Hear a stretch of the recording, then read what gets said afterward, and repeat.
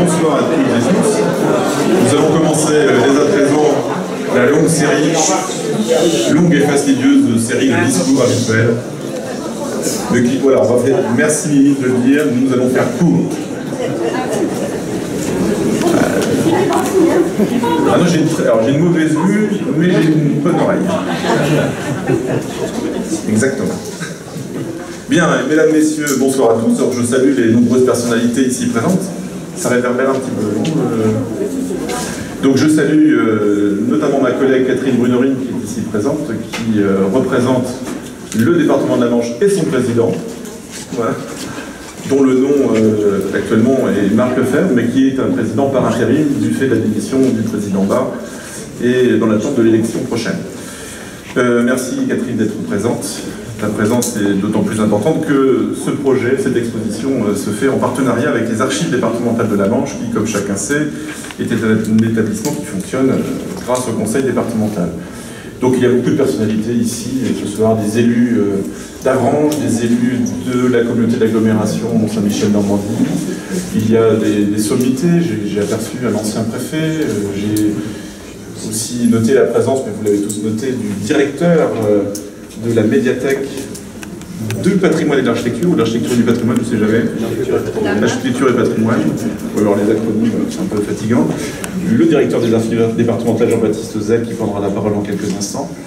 En tout cas, merci à toutes d'être présents. Il y a également, j'en aperçois quelques-uns, des responsables ou des membres d'associations qui s'intéressent fortement au patrimoine, la Société d'archéologie, d'Avranches, Mortain et Granville, qui fonctionne déjà depuis très longtemps à l'échelle de notre espace communautaire. Et puis voilà, beaucoup de personnes qui s'intéressent de très près à ce patrimoine du Sud-Manche et de la Manche et de la Normandie d'une manière générale. Alors plusieurs personnes n'ont pu être avec nous ce soir, je me dois quand même de mentionner leur nom et de les excuser.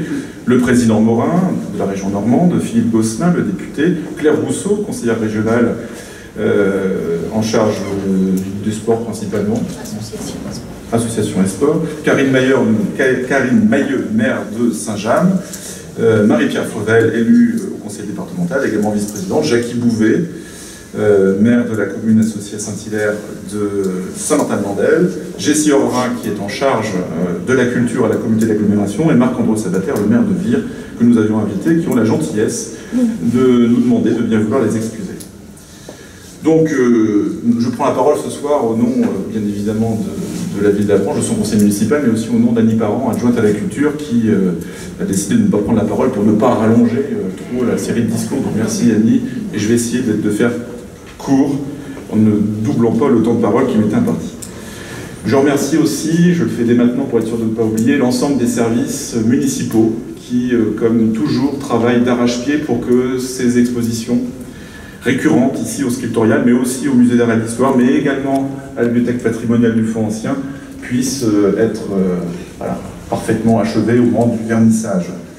Donc parmi ces équipes, il y a bien évidemment l'équipe de Julie Romain, l'équipe du service des musées du patrimoine, qui se tiennent là-bas, derrière la banque d'accueil. Tous participent, bien évidemment. Le montage d'une exposition, c'est vraiment un travail collégial, où chacun intervient dans son domaine de compétences, mais parfois aussi d'une manière très polyvalente pour soutenir la directrice ici présente. Je remercie aussi les services techniques de la ville, parce que bien entendu, sans ces services techniques, le service des musées du patrimoine aurait sans doute du mal, même beaucoup de mal à déplacer des vitrines, à installer tout un tas de bazar, des coups de peinture et tout ce qui s'ensuit. Donc voilà, merci aussi à ces services techniques.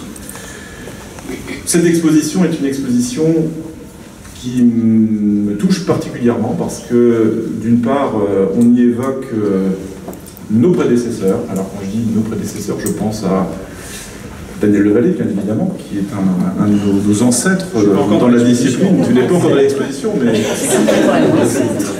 à mon avis, les archives départementales de la Manche conservent déjà des documents relatifs à tes recherches. Nos prédécesseurs qui, depuis maintenant plus de siècles, ont tracé cette route, ce chemin de l'érudition, en accumulant au fil de leurs recherches, de leur pérégrination, une matière documentaire absolument remarquable pour le département de la Manche. Une matière documentaire qui a permis de rentrer vraiment dans cette histoire du département à l'échelle d'une grande région qu'est la Normandie, mais aussi du Grand Ouest, et puis de ce monde anglo-normand, puisque vous le remarquerez dans cette exposition, beaucoup de monuments qui sont mis en valeur à travers différents documents, différents dessins, différents écrits, relèvent de cette grande époque ducale où la Normandie était, on va dire, la tête de pont d'un vaste domaine anglo-normand qui a même étendu ses ramifications jusqu'en Méditerranée. C'est vrai qu'il n'est pas rare de voir dans tel ou tel monument des liens de parenté extrêmement forts avec des monuments situés de l'autre côté de la Manche. Donc cette exposition, comme je le disais, me touche parce que finalement on voit ici présenter au grand public des documents que seuls les chercheurs, habituellement, ont le loisir de consulter dans le cadre de leurs recherches. Et pouvoir ainsi les présenter au public avec tout l'appareil analytique qui est livré, donc qui a nécessité un travail important des chercheurs précisément, eh bien ça permet de révéler d'une certaine manière l'autre côté du miroir. En effet, lorsqu'un travail d'érudition est publié, et bien vulgarisé, souvent le lecteur n'imagine pas tout le travail qui doit être réalisé en amont dans les services d'archives, et le Kidam n'imagine pas les trésors que recèlent les services d'archives. Et comme dans un livre on ne peut pas tout présenter, on ne peut pas tout diffuser, eh bien ce type d'exposition permet précisément à la personne qui s'intéresse à ce sujet archéologique et historique d'aller à son tour consulter, derrière une vitre bien évidemment, ces documents particulièrement précieux. Ces documents sont d'autant plus précieux dans la Manche que, vous le savez, en 1944, le service, le dépôt d'archives de la Manche a entièrement brûlé, presque entièrement brûlé, et que ce que vous voyez aujourd'hui est le fruit d'un travail vraiment de fourmi, réalisé à partir des années 60 par Yves Delec, dont je salue la mémoire ce soir, puis par ses successeurs, M. Hervieux, un heureux de retraité aujourd'hui, puis Gilles Désiré Dégosset, ici présent, donc qui aujourd'hui est parisien, enfin, Charentonais plus exactement, et enfin aujourd'hui Jean-Baptiste Ozel. Vous voyez, quand je parlais de tradition, de cheminement, de pistes qui avaient été tracées à partir du 19e siècle, et même dès la fin du 18e siècle, eh bien, les héritiers de ces personnes dont on évoque le travail aujourd'hui sont bien présents et continuent toujours à œuvrer. C'est en cela que cette exposition est particulièrement intéressante, parce qu'elle nous place sur un long fil qui, je l'espère, n'est pas prêt de s'arrêter, ou de se rompre. Et pour conclure, je pense précisément que ce type d'exposition est là aussi pour susciter des vocations. Et pour permettre aux élèves qui vont fréquenter cette exposition de comprendre à quel point cette matière documentaire, archivistique, est particulièrement propre à éveiller l'esprit et aussi à se plonger dans ce passé qui est indispensable si on veut comprendre notre présent. Pour terminer tout à fait, je voudrais faire un petit clin d'œil à Daniel Levalet qui est ici, qui a pu remarquer que plusieurs documents de 5 cathédrales étaient exposés. Et puis vous signaler que ce matin a eu lieu un événement important, qui n'est autre que la première réunion de chantier de ce projet de réhabilitation du square Thomas Becquet. Le square Thomas Becquet qui nous renvoie justement à cet épisode de l'histoire plantagenée, à savoir la pénitence du roi Henri II à Avranches en 1172, pénitence qui s'était tenue sur le parvis du portail nord de la cathédrale, disparue malheureusement à la Révolution française, mais cathédrale qui a été redécouverte entre 1972 et 1977 par le jeune archéologue qui se tient ici face à moi, Daniel Levalet, et dont le travail d'historien, d'archéologue, va permettre, non pas de reconstruire en totalité la cathédrale, mais au moins d'en signaler de manière durable la présence à travers un projet qui a été réalisé par Arnaud Paquin, architecte du patrimoine, qui n'est pas là ce soir, mais qui connaît bien les lieux, et cathédrale qui, donc, dans quelques semaines, nous espérons pour le 6 janvier, sera enfin à nouveau visible pour tout un chacun, les habitants d'Avranches, mais aussi des visiteurs qui, nous l'espérons, continueront à venir nombreux dans notre contrée. Voilà. Merci à tous, bonne soirée, bonne visite. Merci encore de votre présence.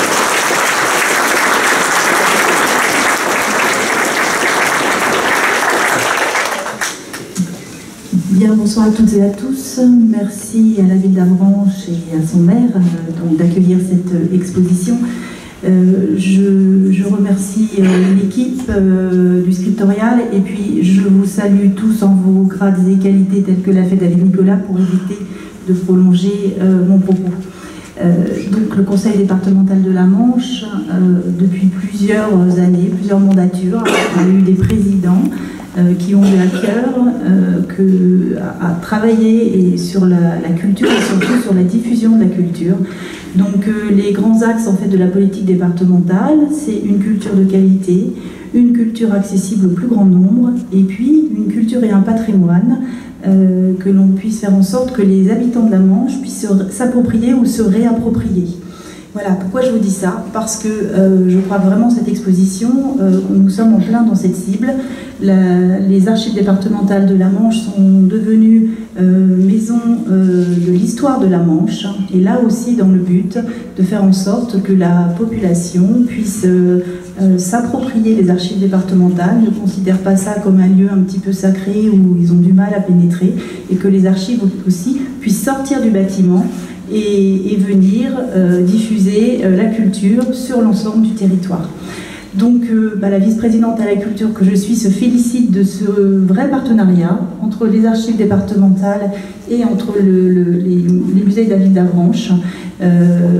L'exposition a déjà eu lieu cet hiver à Saint-Lô, avec quelques petites modifications quand même, pour des raisons simplement de lieu, de surface d'exposition, et puis aussi du prêt des œuvres, puisqu'il y en a certaines qui sont rentrées, d'autres qui ont été prêtées. Donc ça permet aussi une circulation, en particulier celles qui ont été prêtées par la médiathèque de l'architecture et du patrimoine.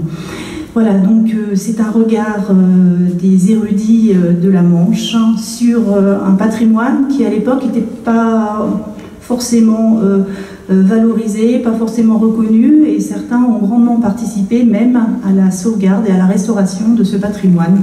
Alors pourquoi tant d'érudits dans la Manche? Peut-être aussi parce que nous avons cette richesse patrimoniale, à la fois bâtie et puis à la fois patrimoine immatériel. Donc ceux qui ont l'occasion de se promener dans l'exposition ont vu qu'il y avait de très nombreux érudits. Peut-être que je vais en citer deux. Ce sont les plus présents, c'est Charles de Gerville de Valognes, et puis bien sûr le chanoine Pigeon. Donc Charles de Gerville, c'est un des membres fondateurs de la Société des antiquaires de Normandie. Il était passionné d'archéologie, en particulier gallo-romaine. Il a produit de très nombreux écrits. Et puis le chanoine Pigeon, bien sûr, tout le monde le connaît, en particulier pour ses travaux sur le Mont-Saint-Michel et la cathédrale de Coutances, mais lui aussi a produit de nombreux écrits. Voilà, donc ce sont des personnes que nous, on s'est appropriées, mais vous allez en découvrir de nombreux autres. Voilà ce que je voulais vous dire. En tout cas... Je pourrais rappeler que Chanoine Pigeon était de Genève. Oui, bien sûr. Là, c'est pas le maire de Genève qui parle, bien sûr, le chanoine Pigeon est originaire de Genève, la famille Pigeon. Voilà, donc je vous souhaite une bonne visite. J'espère que ça va vous permettre de découvrir ou de redécouvrir ces monuments à travers donc des regards un petit peu différents. Et puis je vais laisser le directeur des archives départementales vous expliquer un petit peu aussi la production du livre sur cette exposition. Merci.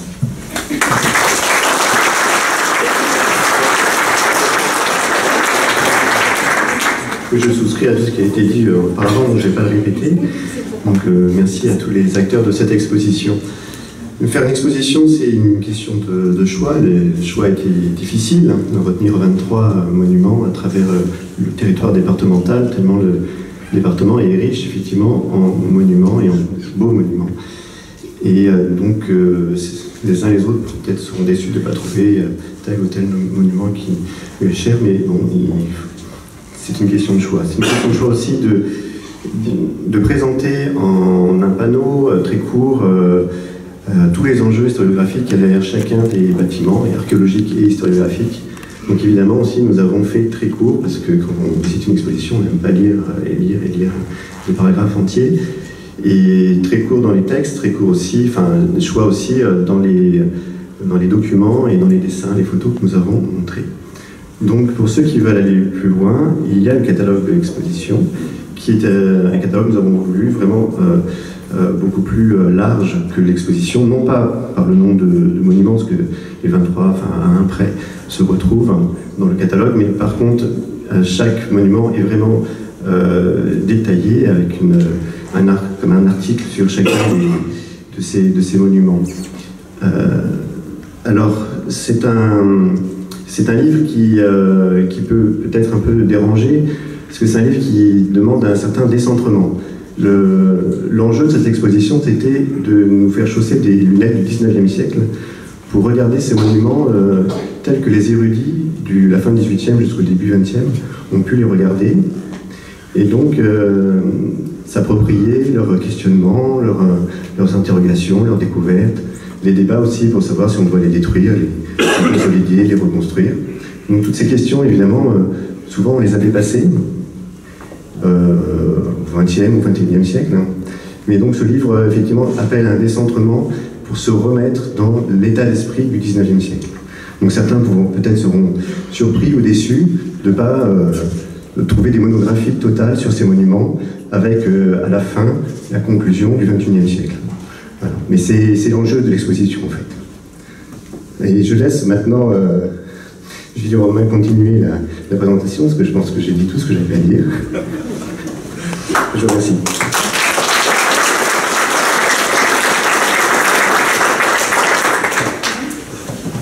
Bien, bonsoir à tous. Donc, il me revient la dure tâche de conclure dans un temps très court, si j'ai bien compris. Donc, j'avais quand même quelque chose à vous dire qui viendront compléter les précédentes interventions.